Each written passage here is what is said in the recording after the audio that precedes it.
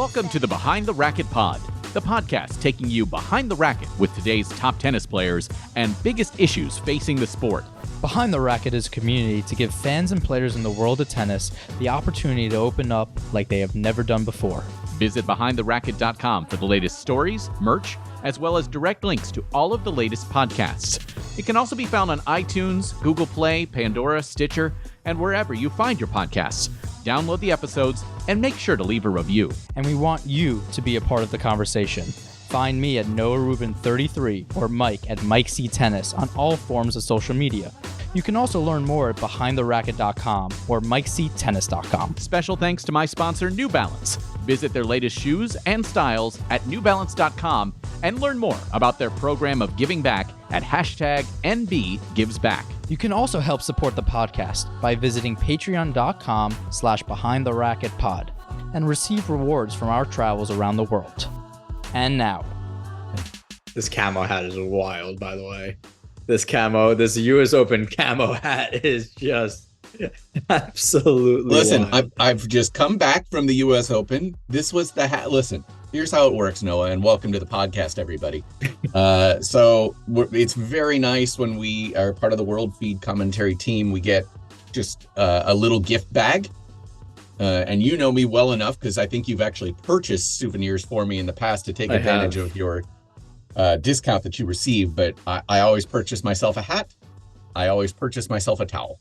Those are my two souvenirs that I purchased for myself. And in this year's gift bag was this wonderful camo so you didn't US pick this Open out yourself. 2023 hat along with a US Open towel. I was like, I'm good. I'm done. No, I mean, that's great. And no money was dropped in that case. But the camo US Open is nearly contradiction. It's an oxymoron. Explain. I mean, this was built for somebody that lives in Tulsa, which you do. I do. I got to fit Right. in with the locals. The locals. Don't worry, everybody. I got 100 guns. How was the Open? We got to spend some time together. Yeah, that was great. I really appreciated it because I needed it at the time. You needed it. Like the first week of the Open for both of us was not ideal. No. For our own various reasons. I ended up having a non-COVID sinus infection for about 4 or 5 days. I didn't think I was going to make it. Every day. There was one day where by the end of the broadcast, I thought I was cooked. I thought I was done for a couple days. Before we get into what happened? I don't think anybody really At the US knows. Open in general, or no, like how illness? everybody was sick, and it was Yes. different. Like the players had a stomach thing. You know, the broadcasting commentary, there was like throat, COVID. lung, and COVID going Yeah. around. Like people wearing masks, right? I mean, some people were masked up at the end. Yeah, it was.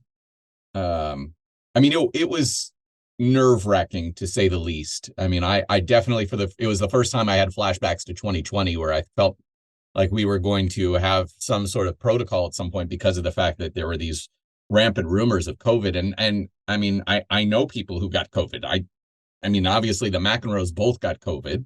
Those were the ones that were pretty high profile. I don't know, man. Like, we in our radio compound, we had another person, Brian Clark, who I'm so happy he actually lost his voice 2 days, on the Friday before the finals, and he's such a good broadcaster. He was able to do the women's final, and I'm happy he got his voice back for that. But I mean, we had illness and sniffles going through our area. Different other places had the COVID. Some players with the, I don't know, man. But it felt like with record crowds, starting with qualifying week, fan week. Yeah. Record crowds throughout the whole time.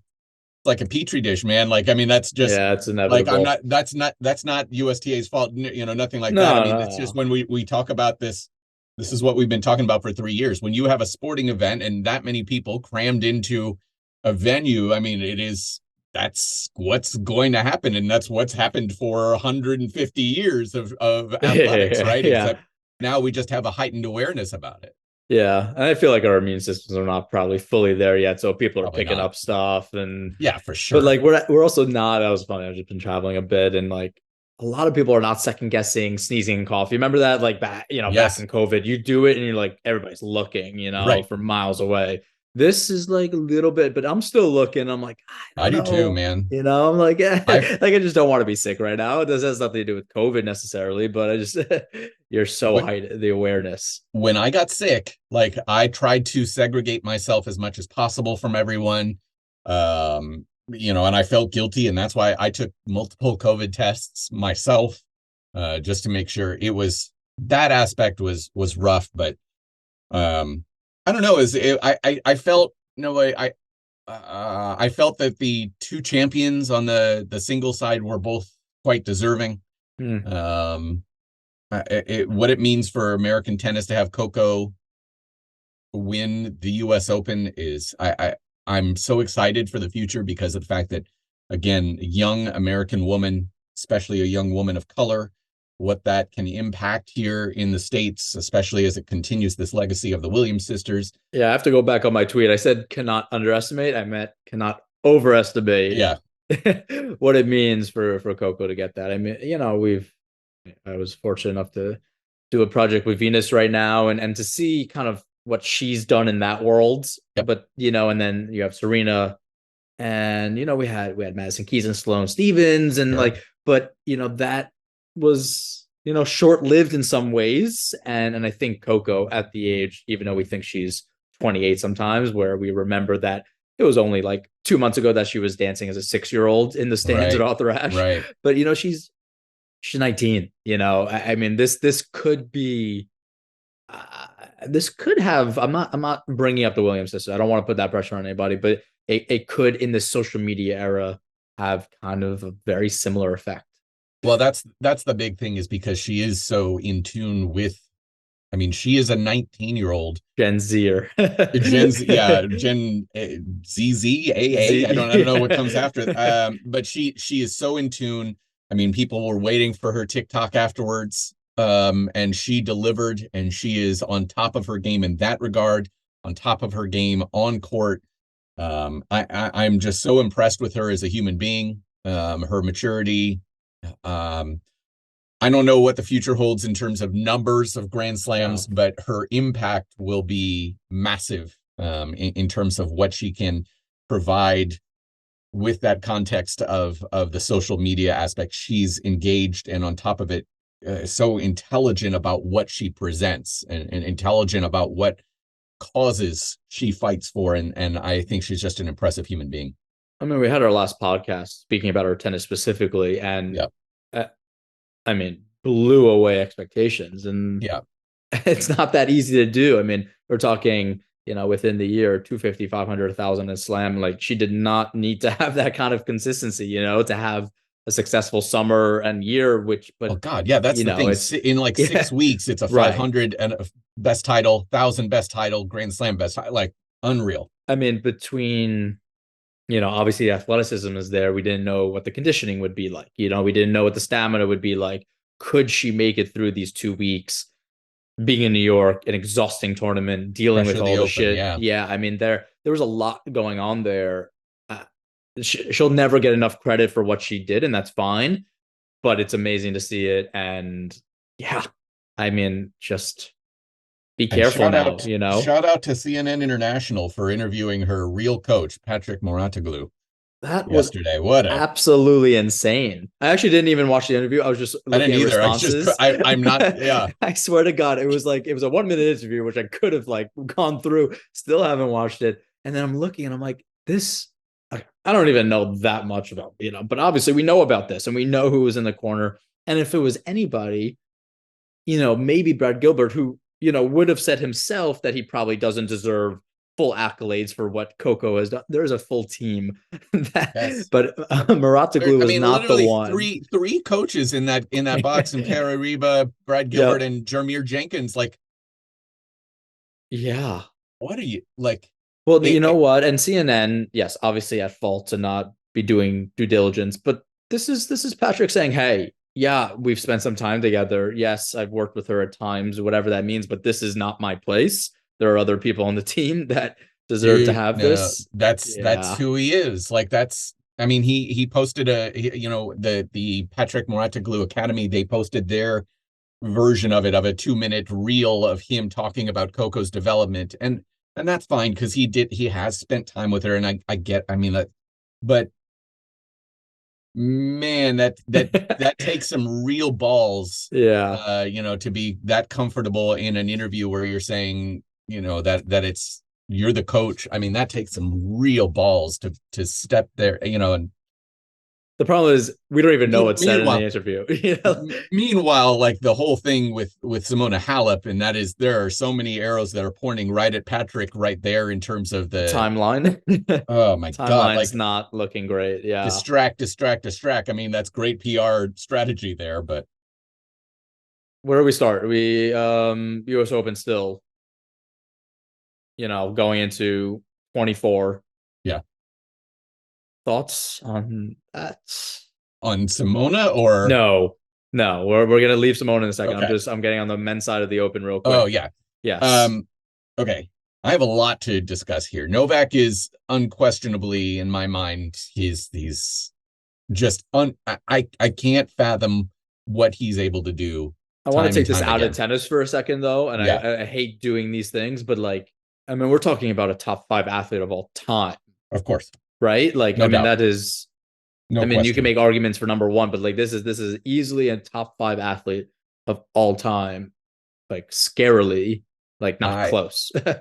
Being the broadcaster for that match, calling the serve and volley out wide to the deuce side over and over again. The fact that myself, Sophie Amiak, we were talking about it beforehand against Daniil Medvedev, and you come forward as that's the tactic, right? To take away time, find drop volleys, take him out wide, and then just find a nice simple. He's just like, this is not my traditional style. This is not what I'm going to do. But this day, because I'm going to beat you, I'm going to solve this problem and I'm going to do it. I'm going to just hammer it home until you are completely flummoxed mentally.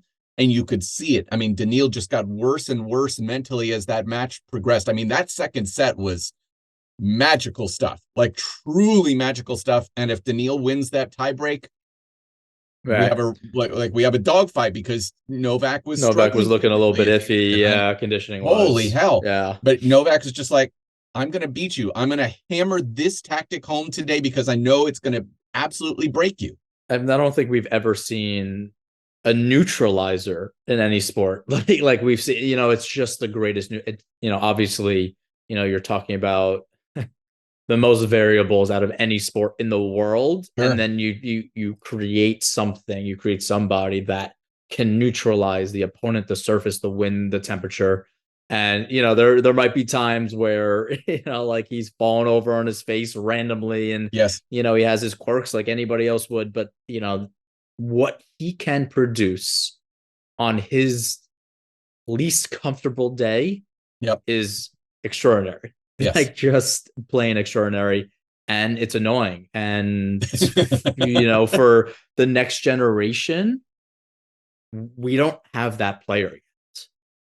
I don't know if we can give Alcaraz that title yet. Yeah, I get what you're saying. You know what I'm saying? Like, I just don't. The one-dimensional factors are much more evident in this generation than we've ever seen. And then Djokovic has, gone through in a multi-dimensional state and has made it through. And then, people have made fun that, yeah, I mean, is this an easier, as much as he's older, is this an easier time for him? Is he feeling more comfortable because he could take people out of their game much easier? What is that looking like? Yeah. But yeah, it's a really interesting question because I do think we talked about it as I got to do multiple Novak matches through the fortnight. His ability now to be so efficient and adapt, and because of the fact that he has so much in his skill set that allows him to beat different people on different surfaces, that he can problem solve within, especially when he has given an extra day off to really put together a game plan, him and his team. I mean, listen, Carlos's variety is phenomenal, and it's and again, with him being as young as he is, he's going to continue to grow and has that capability of being somebody who has that, again, diverse skill set that can cause problems for anybody on any different surface. But Novak is the master. Novak is the one who's doing it at the nth degree for the last 10 years. I'm going to say 10 years since he's really honed that craft at that level. The last thing I'll say about this, I actually think the skill set is not the issue. I actually think the skill set in this generation may be at an all-time high. I think, the ball striking ability, the hands ability, what they can do with any shot that they have is incredible. It's just mental. We go back to this, the attention span, everything that comes with it. It's just that we're so stubborn. This generation is stubborn, and where Djokovic is like, I will, I'll do whatever it takes to win this match today. Where Alcaraz, who's still young, but who's still young and could obviously switch that up. But you're seeing a little bit more of, I'm going to beat him playing the way I want to play, and you're seeing that just a little too much where it did hinder him. There were times where you're looking at him versus Medvedev. You're like, this is exactly the ball Medvedev is looking for. Pace through the middle of the court, giving him all the time he needs, so you want to see that switch. Here's a good example. And this is where I wanted to go next as well. Yes. The Shelton Djokovic match. Yes. I'm going to say something about celebration again. I need to say something about Ben specifically in a second, but to your point, I mean, the dynamic between Ben and his dad in that match, you heard Brian Shelton saying repeatedly, strike and go forward. Like, if you went back and just clipped all of his audio to Ben in those coaching situations, he was just like, essentially what he was saying to Ben was, you're not going to beat him from the baseline. You need to get out of that mentality, to your point of that stubbornness. Right. And it's so hard, right? When you're in the moment to just completely adjust. And that is what makes Novak so special. And, 2 days later, he's just like, screw it. This is working. This serve and volley to the deuce side. I'm going to do it 30 times. I'm going to do it 30 times. I'm going to win 29 of them and completely break you down mentally. And that kind of just goes to show, like, Brian from the stands able to say, hey, this is what's working. This is the adaptation that has to be made for this day. And Ben did, like, there was definitely like a little bit, were spinning, but it wasn't that full click over to like complete immersion in this tactic that's going to win the day. Before you talk about Ben, I think from a player's perspective, it's an ego thing for sure, and we've seen it. There's nothing worse, and it's I have not been a big tanker. Maybe it's there's a bit of mental lapse in a match or two. There's a few players, and we've all been there, and one circumstance or another where you start kind of tanking in a match, and you're like, and it works.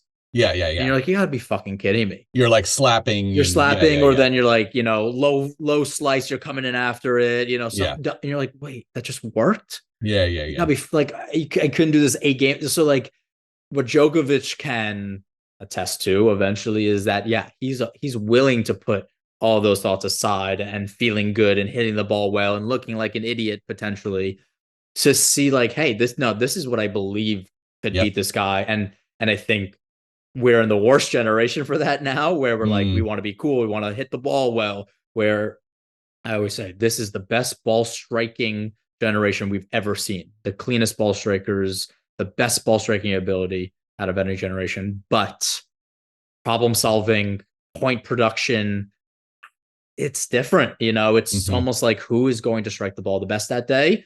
And eventually, once the Djokovic generation leaves, we don't know. Will tennis evolve back to that? Or will we just have a lot of guys that are great ball striking and whoever's the best will win? So that's the journey that we're on right now. Well, let's say it bluntly. The Novak generation, it's Novak at this point. Right. We're done now. We've got a lot of very talented young players in that. If you include Zverev, if you include Tsitsipas on the men's side, there's a lot of talent. But even like a Manarino, the fact that this guy has found like another like year-ish, where he's like, wait, this is kind of working against these guys, where I think he found, I don't know if he was playing Simone, 3 times instead. He's like, nah, it's not working as much, where, that match against Tiafoe, for whoever watched that, that was a little dicey at times. It was like extremely Francis dicey. was not happy to be on that court. And, you're playing a guy that's just, some of the most incredible hands we've ever seen. Yes. And just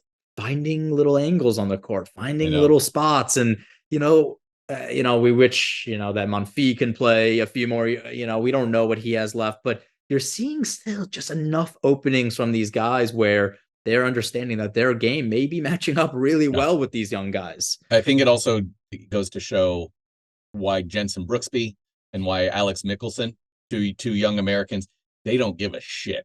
Yeah. They are there to beat you. They do not care at all about anything else.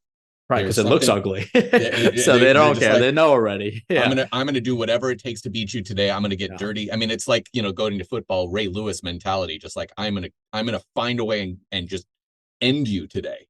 And those players are just filthy, dangerous, and you don't want to deal with them. I need to talk about Ben Shelton. Yes. I'm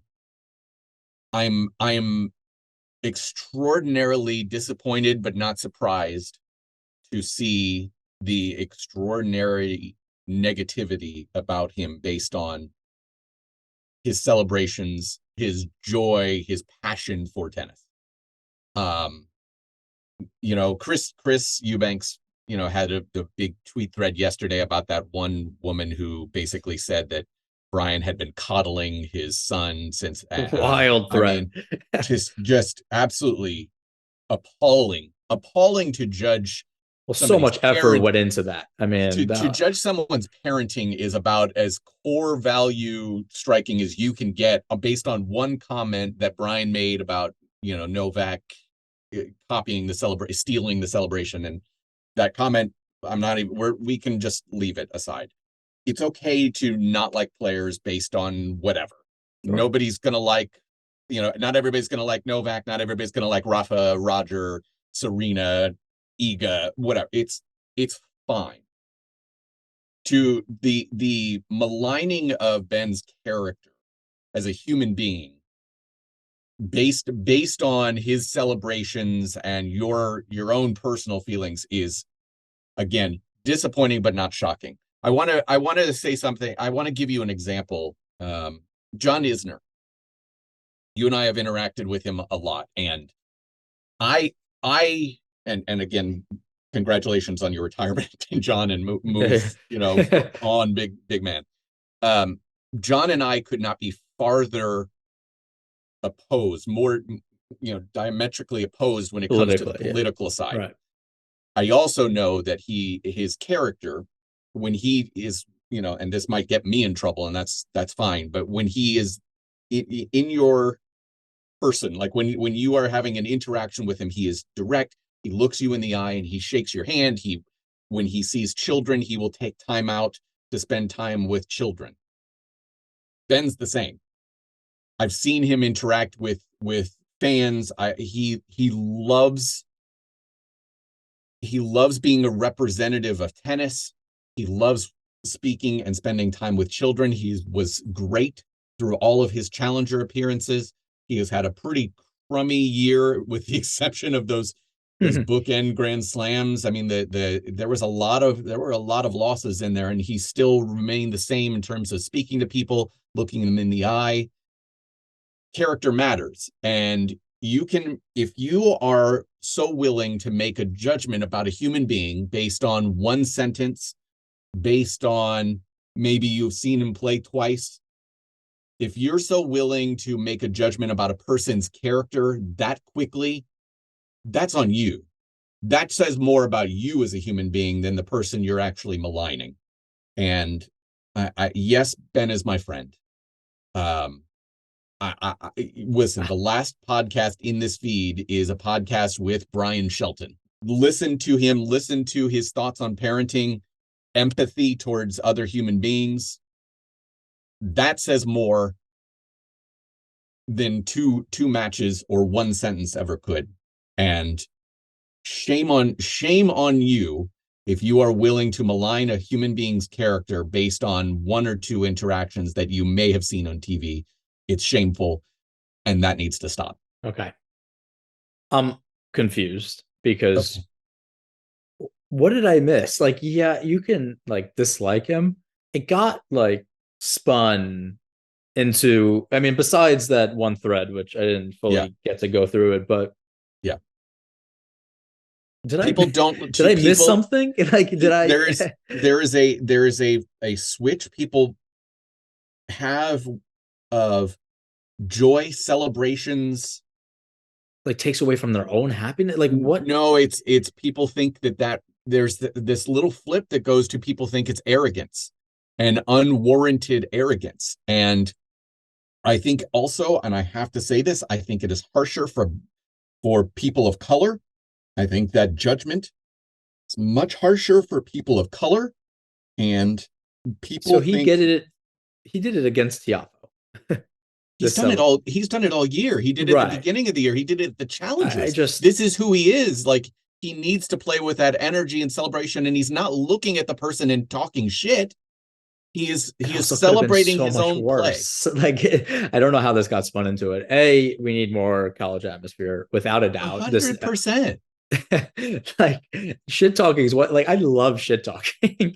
I loved the whole celebration thing. The whole I thing, don't and then Djokovic did it after, and then like, great. I mean, somebody just did it in Davis Cup. I don't even know who just did it, but yeah. Now it's getting a little overboard with the third person, but that's besides the point. I mean, why do people think we're still in this country club era? Why do people think that was the craziest celebration? Medvedev did dead fish celebration, FIFA celebration, which was unbelievable. One of my favorite things of all time. Agreed. Nobody really gave him shit, but like, it's just, once people can pick up on this arrogance, once people can like hone in on that, they love. Yes. And I'm like, they want him to lose based on his quote unquote arrogance. Right. But like, yes. A, it wasn't. B, he should be. Like, fuck. Like, arrogance is not the worst thing that's ever happened to this world. No. You could be arrogant and you could be friendly and you could be polite. Like, if that's the worst attribute that you have, is that, you send me to slam and you quartered Aussie and you're a little bit arrogant.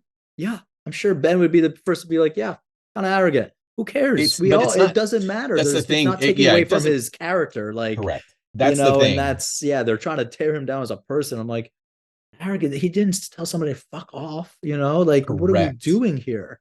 Correct. That's the thing. The confidence, arrogance line. It's not even his celebration. I'm sorry to even interrupt. It's like he was doing it based on one of his friends that ran track in Florida, yes. like move on. And the fact that somebody had the audacity and time and effort to put in a thread like that and judge 20 years of parenting. Like, holy hell, what a horrible human being you are. I mean, I was obviously not, I didn't have time to go in the pod on Sunday. But I mean, here, Brian Shelton, a guy that, like, his son was playing the Open while I was, during my time off, I was at the Open, watched Chris, came over to Chris and Ben's doubles match. And his father, looking me in the eyes while his son's playing doubles, saying, Noah, so proud of everything you've done and accomplished. And we've, looked up, like, I'm like, who is this guy? You're not going to find a single person who knows him who will say a single negative thing about him.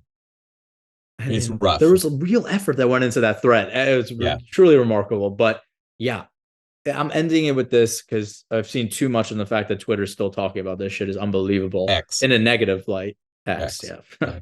But we need only about 100 times more of this in tennis. Agreed. The fact that somebody can look at Ben Shelton and Tiafoe going at it and Ben Shelton ending with that. My cousin was like, watch Ben. That was kind of a cool celebration. Yes. Cousin used to play tennis, doesn't really anymore, but like, he's back in now. He's like, I'm following Ben, There is something to be said. The celebrity list at the end of the US Open was enormous. And you can't tell me that Francis, Coco, Ben, Alcaraz, a little bit of Chris. I don't want to give him too much credit, but there is something to be said for this younger generation who, again, have these celebrations, have the social media presence. I mean, that Jimmy we were Butler talking about was with literally Coco. sleeping there. I mean, these I guys know. were like sleeping there I to saw watch him in the tennis. radio booth. It was weird.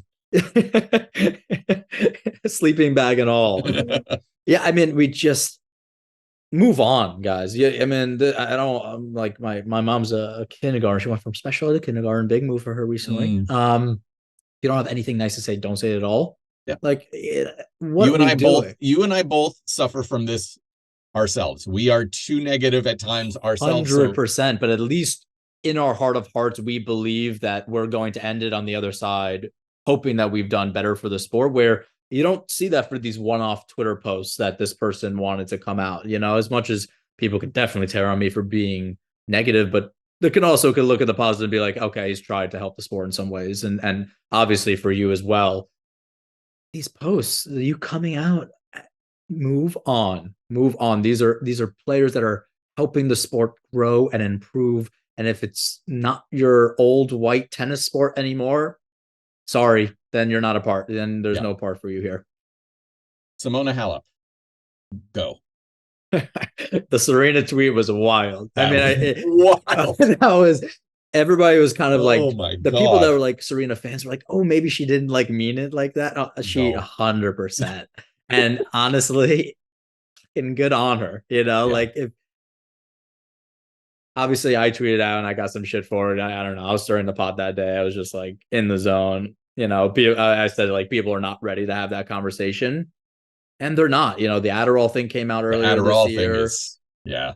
Where there's a lot out there, and I can't speak on it because I don't have enough solidified evidence. So it wouldn't even mean anything. But yeah, I mean, things are out there ahead of science, ahead of testing. Of course. We're in this zone. We're playing a sport that is extremely tough, and some of the things we see are inhumane. So yeah, I mean, there are things out there. The Adderall situation, and you talk about the exemption list. I mean, that is in your face. Mm-hmm. That is you are looking, and it's not hidden of what players are taking and what's going on. Then it comes to the fact of what else is going on and who can afford to do that and what that means. And there is a lot of question marks there. So yes, it seems like I don't know. I don't see the rhyme or reason for why the entities, ATP, WTA, are choosing the players they choose within the Sharapova, within the Halep, because we know there's others, and I don't know why they hone in on one. That's always been my thought process. I don't think it's a targeting situation. I truly don't. Okay. I think there might be just you slipped. So you truly believe that they haven't caught others? Because I don't. I don't. If you're making a strong accusation that they have caught people and it's not been released, yes, 100%. I cannot get on board with that. That's fine. No, I totally understand. This is spoken to other people and players. Turn this WhatsApp off. Yeah, I'm getting it. No, that I believe full-heartedly. Wow. And we've seen this in other sports as well, where it behooves that sport to keep a certain player, and then they make a judgment call on somebody else just to kind of, even out the waters a little bit. Are you saying that of at least one player who tested positive, but it was not released? Again, not enough solidified evidence that I would test in court, but there are enough things going around that, yes, I mean, there are rumors that things have gotten out there and they have brushed under the rug in certain aspects. Okay. Yeah. Okay. Yeah. That's a lot. Yeah, of course it is. We've seen it in other sports at certain times. Let's just put it this way. Is tennis the cleanest sport that's ever been played ever?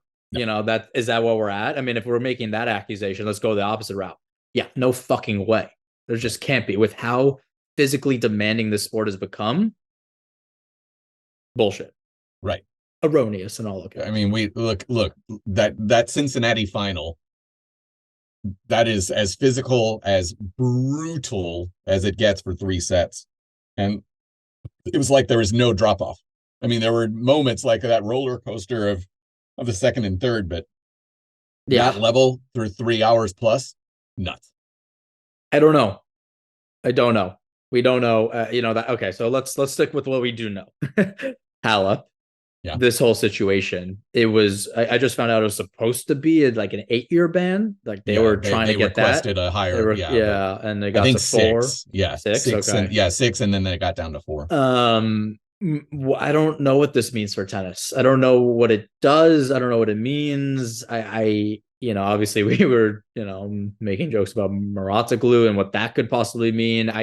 The implications for the sport. The timing all lines up with her getting involved with at the academy. Sure. The Moratoglu Academy. That's the thing, is the timing all lines up, and that's that. So what do you think this means for the sport, though? What comes after this? Nothing? Nothing. I mean, yeah. Nothing. Yeah. I don't think anything happens with the sport. I truly don't. I think the bigger question, and you and I have talked about this previously, the Adderall component. And listen, for those who don't know, it helps treat attention deficit disorder, ADD, ADHD. It helps, and it gives you more focus, the ability to just kind of take all of that, that noise in your brain and focus on the, straightforward path in front of you. I can tell you, and I'm sure you've had similar interactions. I have talked to players, both highly ranked and much lower ranked, who have said to me very distinctly that they have taken it. They have added that to their TUEs because of the fact that there is a massive difference in their ability to compete and focus on the next point. It's longer periods of time. Yeah. Yeah, and that's again, as much as we can make accusations and the rumors that we've heard, but it's not an accusation. This is now between Halep and these TUEs, like, we know what's happening. You see it, it's there. What do we do? Is there anything we can do? Here's the thing. And I'm saying this to you as a tennis player. Yeah. If Adderall is allowed as an exemption, a drug that's allowed with an exemption, if you are not taking it, you're at a disadvantage. I don't say that lightly, because I think there's obviously a lot of problems that come along with taking a drug like Adderall, especially if that's not truly a diagnosis you should be taking that drug for. It's like a daily dose of it, Right. What does that mean? Yeah. If you are not taking it, you might be at a disadvantage. It's the same as the steroid era in baseball. Like, everybody knew that there were people who were taking drugs that helped them perform and were getting away with it. Yeah. It sucks. It's tough. I know. I saw a few comments that are like, just make everything legal and see what happens, kind of thing. I actually thought about that for a while and thought about it in that situation of just, no, there's no guessing. That anybody can take anything that they want to take. Is that Yeah, I don't know that I have a solution, because I don't. There is not. There are people. I talked to one player who has had ADD since and was diagnosed when he was 4. And he actually said to me, I feel guilty, but I've been taking this since I was 4. I know what as somebody who deals with this on a daily basis and dealt with it in school, and the change that it made for him to get through school and become a good student and, quote unquote, feel normal. Right. I don't want to take that away from somebody who desperately needs that to have the ability to compete. No answer. All of that. I don't know what the answer is. I truly don't, because I also don't agree with the idea of opening the floodgates. I don't like that. I mean, I'm fortunate enough to have a very innocent fiance, and she's never touched it. But I mean, between my 6 weeks in school, and obviously she was a great student, and between she went to Lehigh University. I mean, everybody was taking it, and to get through, I mean, she's like, I struggled. I mean, I was putting out Red Bulls, which was like my drug of choice, but that I couldn't do it where these people were taking Adderall and just went through it. They were going through nights without even thinking, and there's no answers. There's not an answer right now, because you will take it away from people that need it and actually That need to desperately survive. actually And need it. Yes. there are answers. Yeah. Unless you put together, I mean, like, this is going to be extreme, but like having a hardcore, strict AF doctor who's just like, No I am bullshit. the Yeah. right, no bullshit. But then like you're dependent on one person, two people. Right. Like, I mean, Yeah. that's kind Yeah. of But effed even a up committee, too. it's just not gonna. It just doesn't work. It just Yeah. doesn't work. I, But I wish I had a solution because I don't love the idea of just complaining and whatever without I just don't know what it is, but I do know that it feels inequitable. Yeah. It feels like there are some people who are comfortable with using it to help them perform, and understandably so. And I There's don't a fault financial them. aspect to all of this as well. There's a Yes, I hierarchy don't with financial. Yeah, there's nothing that you I can do. don't fault people. I can't fault people. Okay. It's confusing. Yeah, we're moving Um, on. I have to talk about Davis Cup. It makes me so upset. Yeah. Like, for non-tennis players or maybe people that just aren't as deep into the world, like Davis Cup for myself, a lot of my peers, I mean, that was high on the list. I mean, even at times higher than the Olympics to make and play and to be a part of, and now feels like a fucking like challenger. Like, the fact that, first of all, Novak played and won, like, that's why. Like, what are we doing, man? Go sleep somewhere. But it's insane. Like, the lack of authenticity, the lack of excitement. I spoke to Wawrinka on Twitter where I thought he was trolling, and he's like, no, like, they are literally paying people to be in the stands and to make noise. And then you have UTS going on the same time, which didn't look great either, but still had more people in Davis Cup. Like, yeah. I mean, like, it looked like a much more fun atmosphere. what is tennis right now? Like, where are we Well, the going? season's over, remember? Season's over. Yes. Yes. The season should be over. This should be a perfect time to have a UTS. Then in what's the day right now? September 17th. 2.5 weeks from now, we have the year-end tournament that's combined somewhere around the world. Perfect. And call it a day. You have 2 months off. Then you train and you get back to Aussie, because whatever the fuck is happening right now is not helping tennis in any way, shape, or form. And an event that we held in such high regard is, I mean, it's garbage. I mean, it's trash. Yeah. I mean, I will say I popped on for like 5 minutes today to check out Great Britain and France, Evo versus Fils. I saw the handshake at the end of that one. Like that, those are two players who I would absolutely, as somebody who gets to watch a lot of free tennis, I would pay good money to watch those two do battle every day. But yeah, there was that passion there, and it goes to show Great Britain playing at home in Manchester, that kind of a crowd is, and that reaction from Arthur Fils, pissed off, and the no look handshake after he lost. Fantastic. And that shows again what made Davis Cup special, that moment, right? And had no platform. Davis Cup was flawed. It was flawed. It was flawed towards the end. I mean, there's no question it needed some tweaks. It did not need this. It did not need neutral sites thrown into the schedule like 2 days after the Open. What? It is also, I will say, I'm bummed as an American that.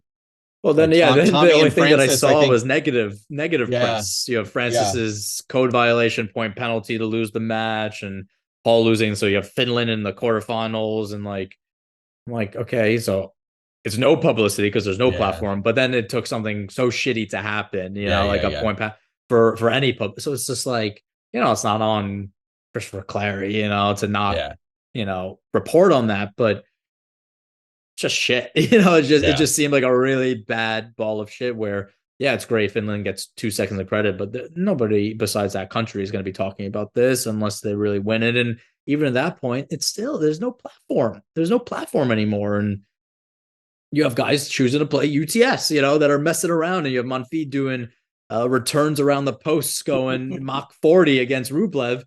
And where Arthur Fils is, putting his heart on the line. It's like, what is tennis right now? Where are we going with this, and what are we playing? Is there an Asia schedule?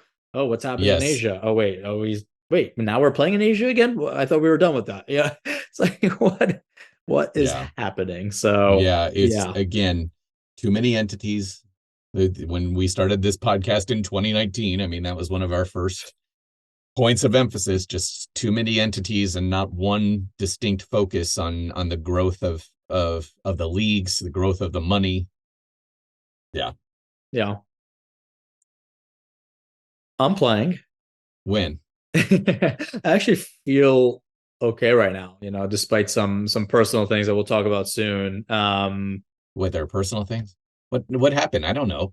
Oh, just health, personal around. Yes. Yeah, we don't have to get into it, okay. But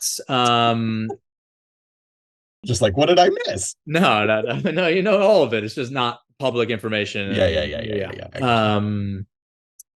I'm feeling the ball pretty well. I'm starting to train. My body's getting there. I'm excited, just to see, and as I kind of feel myself like getting out of this comparative mode.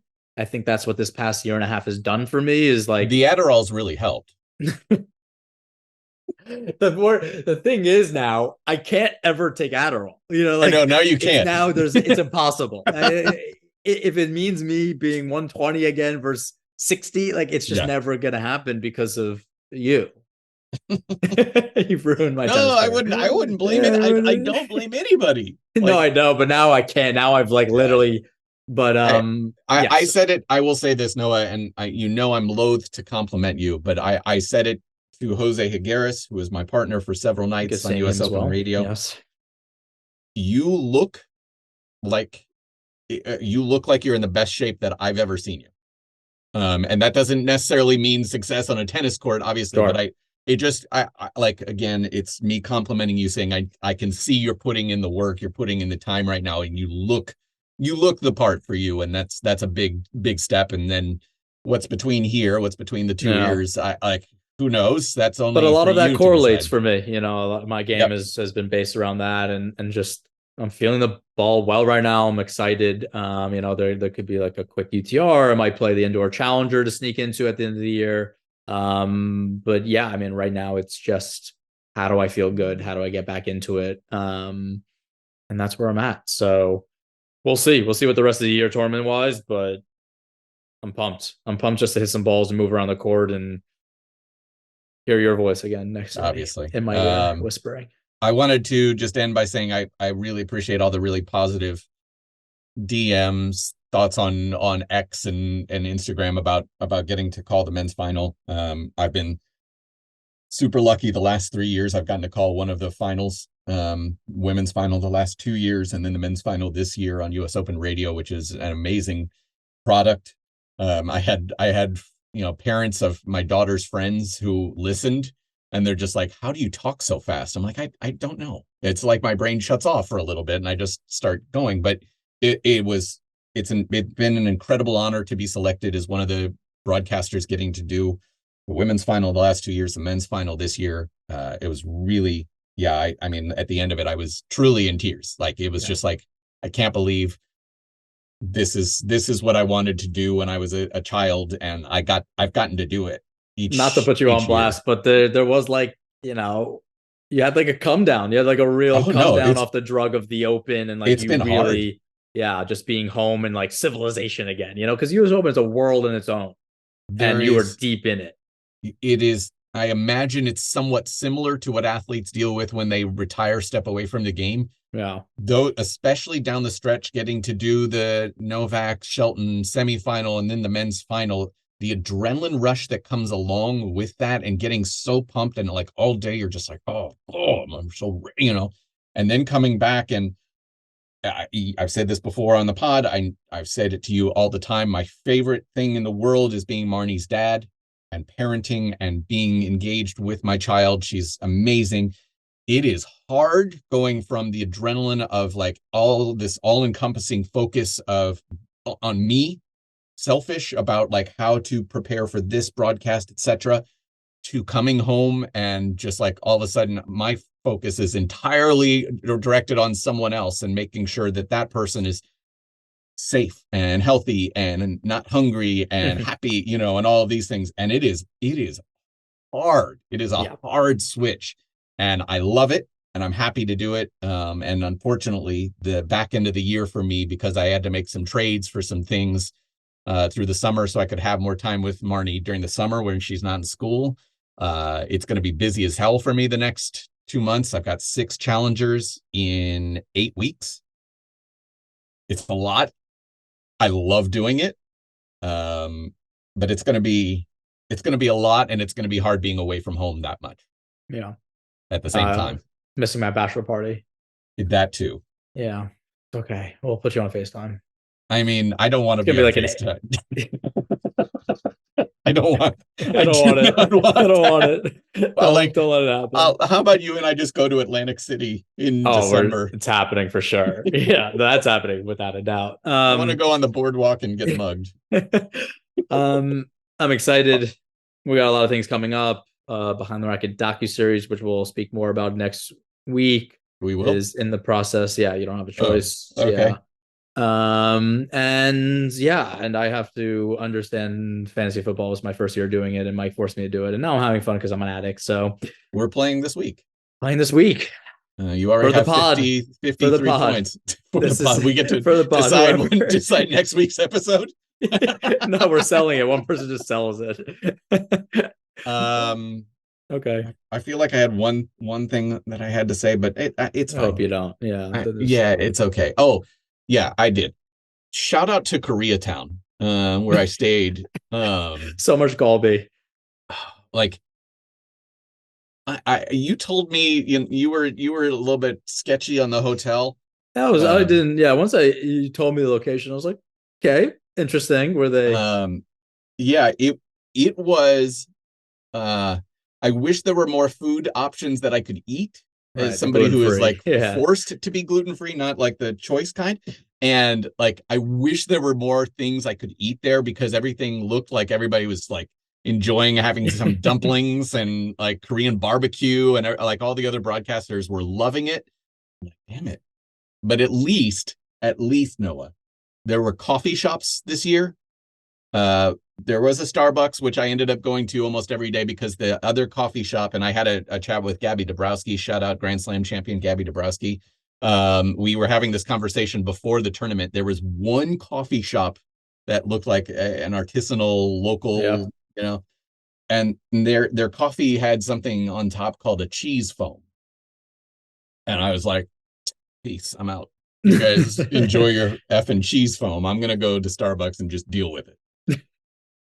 But shout out to Koreatown, because I did love staying there. Well, it was good seeing you there. And we had a good time. Yeah, I might see you very soon again.